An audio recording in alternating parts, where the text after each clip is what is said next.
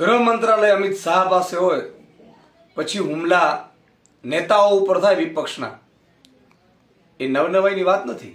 અરવિંદજી ઉપર 35 દિવસમાં ત્રીજો હુમલો કરવામાં આવ્યો છે અને વારંવાર ભાજપ વાળા હુમલા કરે છે, વારંવાર અરવિંદજીને અટકાવવાનો કોશિશ કરે છે, વારંવાર ઝંડાઓ દેખાડવાના, કાળા ઝંડાઓ દેખાડવાના, એની હત્યા કરવાની. દિલ્હીમાં સારી શિક્ષણ વ્યવસ્થા કરી છે, સારી મોહલ્લા ક્લિનિકની વ્યવસ્થા કરી છે, ભ્રષ્ટાચાર મુક્ત શાસન આપ્યું છે. દિલ્હીમાં મહિલાઓને 1000 રૂપિયાનું પ્રાવધાન કરી રહ્યા છે. દિલ્હીમાં મહિલાઓને બસ સુવિધા ફ્રી છે.